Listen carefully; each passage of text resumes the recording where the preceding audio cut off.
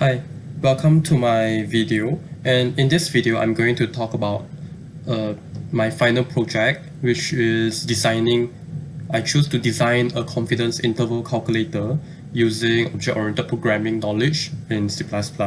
Now, what is confidence interval?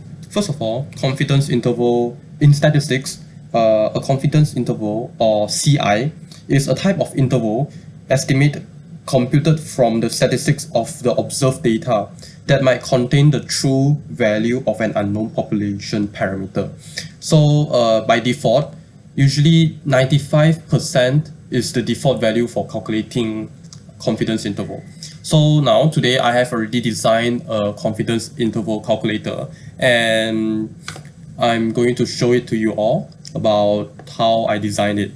Okay, first of all, I have 3 header files for 1 sample data and 3 data files for 2 sample data. One more header file is for all those functions, which is to check the input by the users. And this file is my main file. Okay, so inside my header file, I have the main header file, which is the statistics.h, which is the base class for my 1 sample data. So inside the statistics.h, I declare my data members as protected and then my functions as public. So inside protected, I'm using primitive data size and data value, which is a pointer, because I'm going to implement DMA, yeah, right here. And I'm using try catch, so I'm also including the library new. So this is my header file. So I'll give you 1 second to look at it.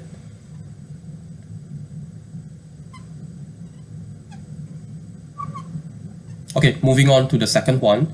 This confidence interval.h, this one is the derived class from statistics class. So in this confidence interval, it inherits the data from statistics class, and all those data members here, I declare them as protected so that I can use them in my derived classes. And then all the functions here, I declare them as public. And in this confidence interval class, I included 2 pure virtual functions, because all my classes in my derived class, all of them, they use the same function, and then they work almost the same, which is you need to calculate the half-width, and then after that you get your confidence interval. So might as well I just declare them as pure virtual function, so that I will remember to override them in my derived class. Now I'll give you all a few seconds to look through it. All these codes, they are just formula derived from the statistics formula list. So it's not that something unique. It's just that how you code it that way to get the correct answer based on the formula sheet. So these are all the data, all the formulas. Okay, so moving on to the third class, which is the derived class of the confidence interval.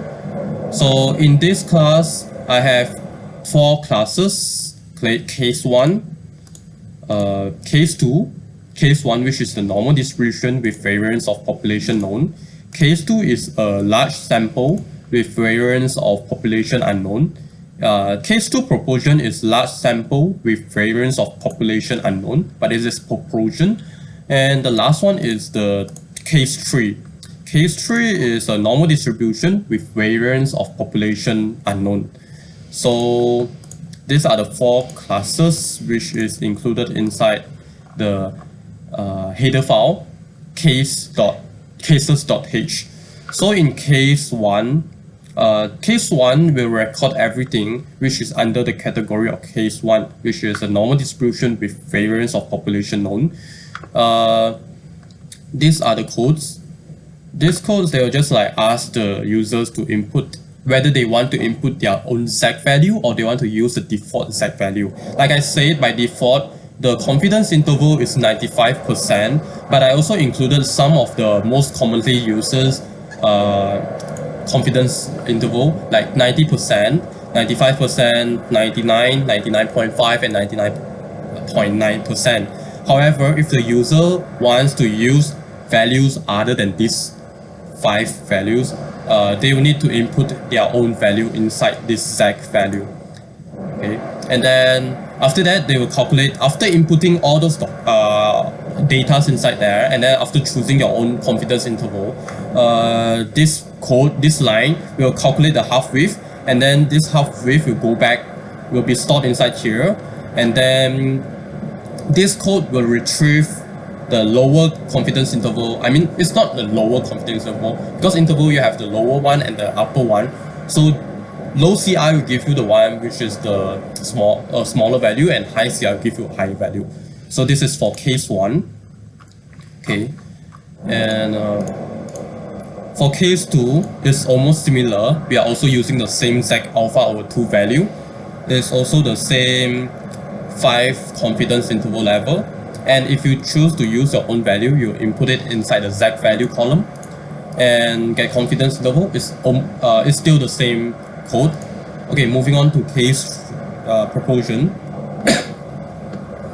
Okay, case proportion is almost the same, but the different thing is that in case proportion, we will include the number of success and the proportion value. So the code is a bit different because of the formula given to calculate confidence interval based on proportion.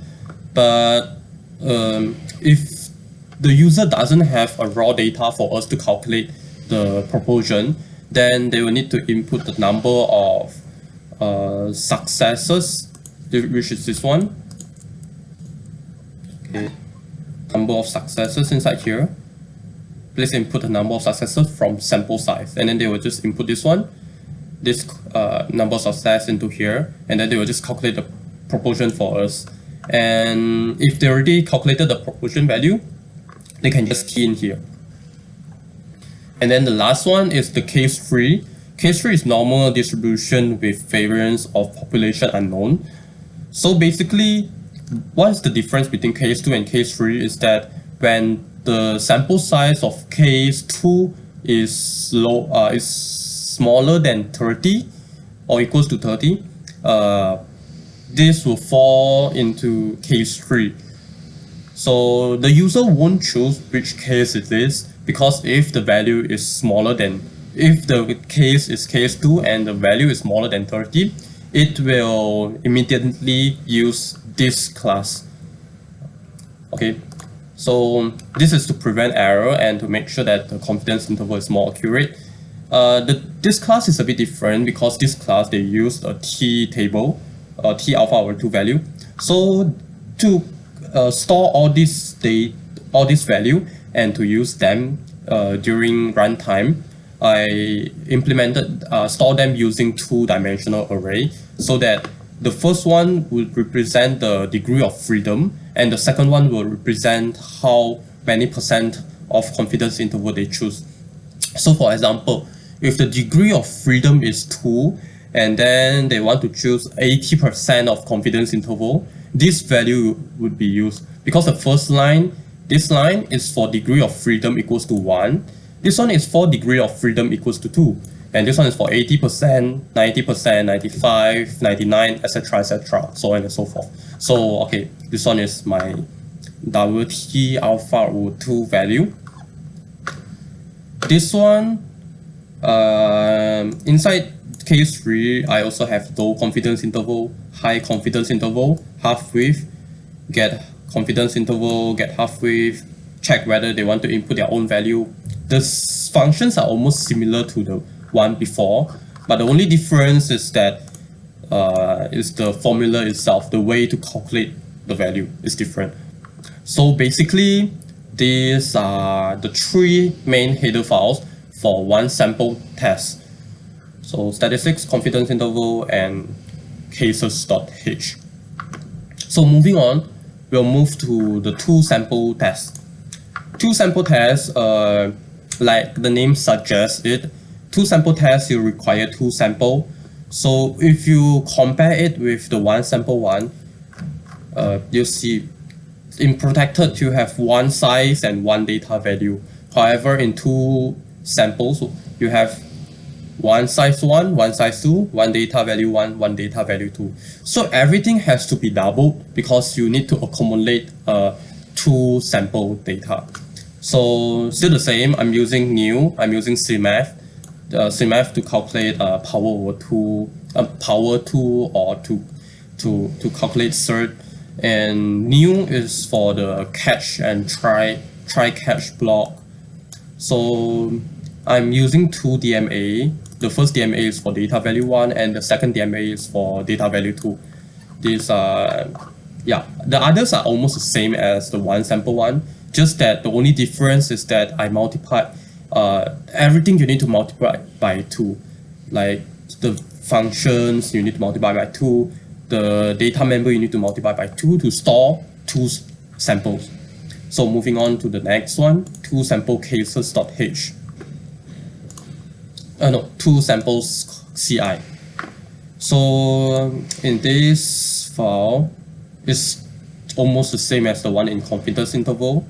It's just that everything's had to be doubled. Variance 1, variance 2, min 1, min 2, sum square of data 1, sum square of data 2. Even the getter and setter functions are also doubled.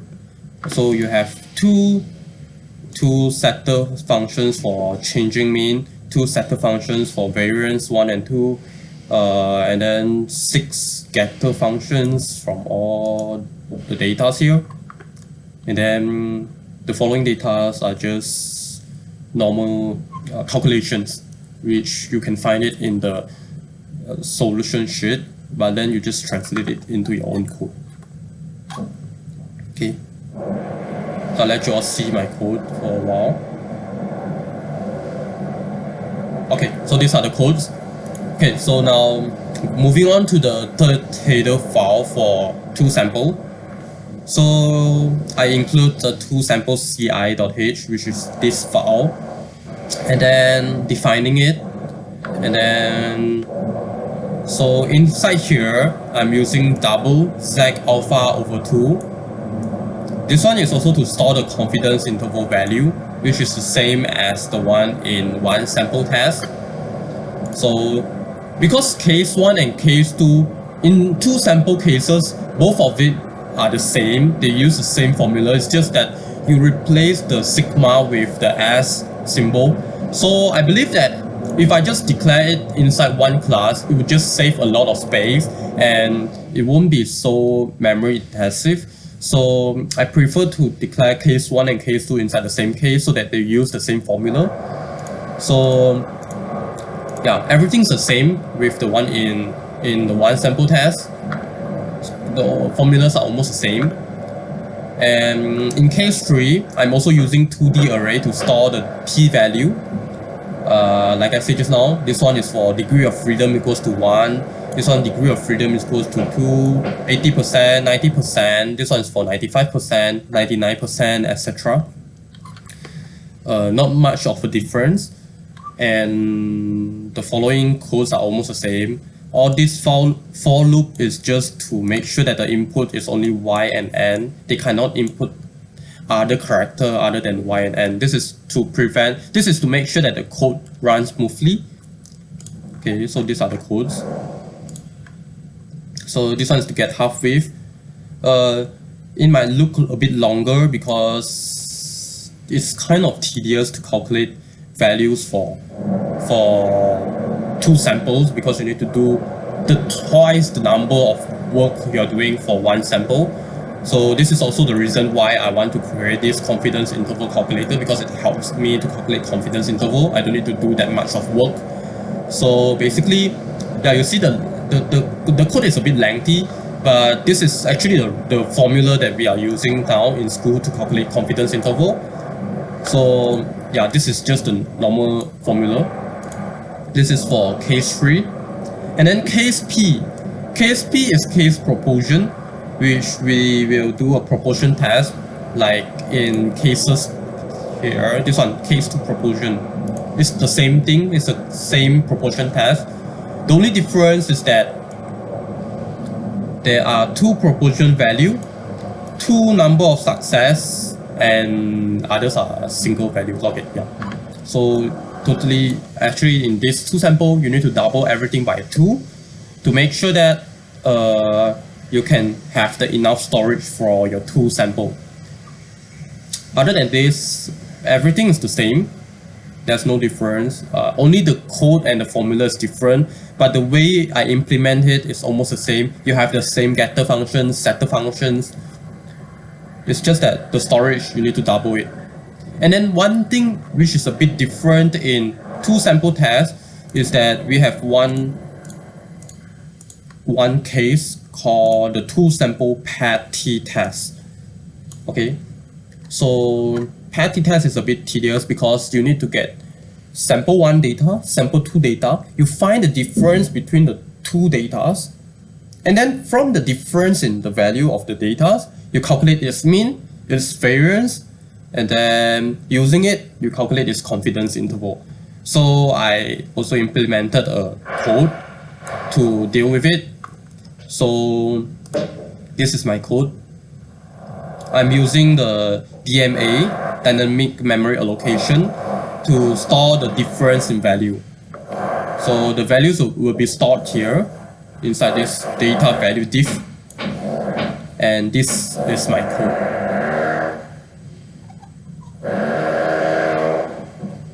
Okay, so this is part 1 of the whole video, which is about my header files for my function. So in the next part of the video, I will be doing about the function display.h, and I'll start to do some real life questions using the main file. That's all for now. Thank you.